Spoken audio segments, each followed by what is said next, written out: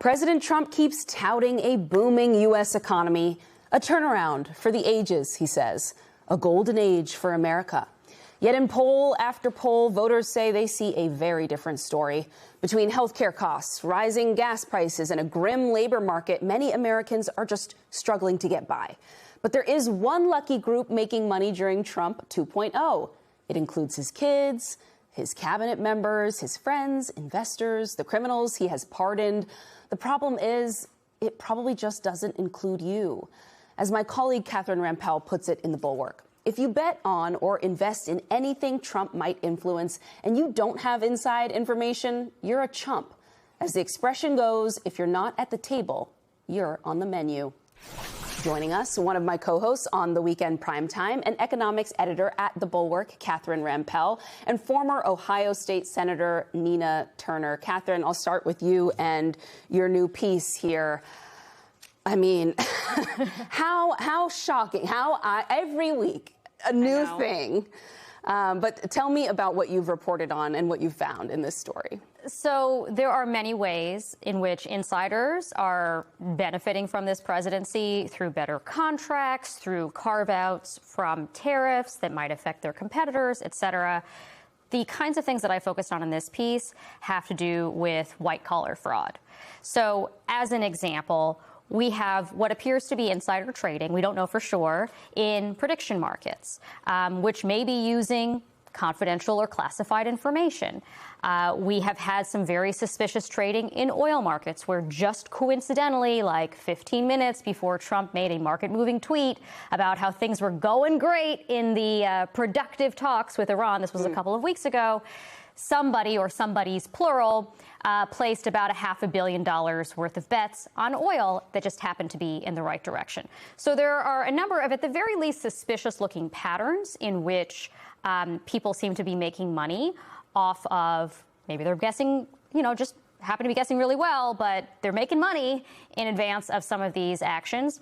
Then on top of that, you have the fact that this administration has basically stopped enforcing white-collar crime of any kind. In fact, last year, there was the lowest number of white-collar prosecutions on record, going back ever.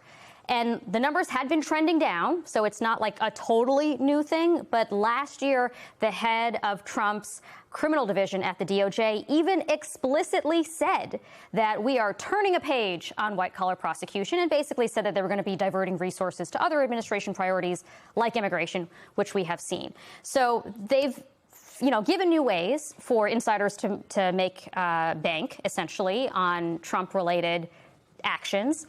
They have stopped enforcing white-collar crime. In fact, Donald Trump has been pardoning tons of white-collar criminals who then are not paying restitution to their victims. And on top of all of that, you also have the fact that he is basically encouraging more people to get scammed through some new changes to the 401k system that basically make it easier for people to make risky bets on things like crypto and on things like private equity and private credit, just as there is likely to be a collapse in at least one of those markets. And it's all so in our faces that it's almost hard to talk about. Nina, I want your thoughts on the betting market side of things in particular. I'll read some of the AP's reporting on what Catherine was just referencing a moment ago, which was, these poly market accounts that just happened to pop up. This is on April 7th, in advance of U.S.-Iran ceasefire being announced. They pulled in hundreds of thousands of dollars in profit. These platforms like Polymarket, they tell us as consumers that we are supposed to, or we're getting on there to predict the future, to tap into the wisdom of the collective. But do you think they're actually manipulating it? Oh, absolutely. I mean, it's not that much coincidence in the world. All we have to do is absolutely follow the money. And it is quite disgusting, quite alarming, quite troubling that you would have these markets making the types of bets that they are while people are losing their lives and their livelihoods. They're playing games and making multi-millions and maybe in some cases up to billions of dollars off of other people's misery. Catherine's article was riveting. I encourage everyone to read it. Believe your lying eyes, because they are not lying. I believe that she mentioned in that article of the 88 people that the president pardoned, half of them were white-collar criminals, because those are his friends, those are his colleagues, not just him. It's the entire system. This president is a symptom of a system that is diseased in a country. I mean, what does that say about us, that you would even have people engage in that kind of betting, investing money in that kind of market where they know that this is blood money? Congresswoman Tlaib, Rashida Tlaib, just introduced a bill, I think it's called Prevent Politicians from Profiting from War Act. Why do we even need such a bill in the United States of America? This is quite troubling, and it is, as you said, in our face. And it is time for not only the American people to stand up to it, but also this Congress, and for this Congress to stop abdicating its responsibility to be a co-equal branch of government. But it's kind of hard for them to do it, because it's hard for a puppet to become a puppet master. And make no mistake, most of the people in that Congress, there are a few standouts who believe in standing up for the people, but most of those folks are puppets to a system that is vicious to the everyday working people of this country. And Catherine laid it out. Catherine, I want to get your thoughts on sort of the split screen moment in our country, the sort of two Americas here. So you have this group who just keep getting richer and richer through one scheme and venture after another. And then you have the new inflation numbers that we got today. You have Americans that our colleagues are talking to at gas stations who are sometimes, they have tears in their eyes. They say they haven't gotten a raise in a long time, or maybe they have a kid who can't get their first job after graduating from college.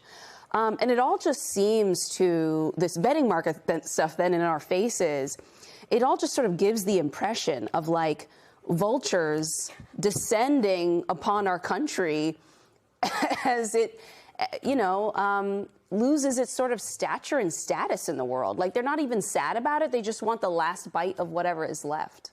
It does seem like, it is the case that Donald Trump has abandoned whatever promises he made to the working man and woman, I should say, in terms of reducing prices, creating more jobs, creating a golden age of America. We keep on hearing that the golden age is coming. And in fact, yesterday, Kevin Hassett, who's the NEC director, an economic advisor to the president, said, just wait, we're going to have 4 or 5% GDP growth this year, which is more than double what pretty much everybody else is expecting.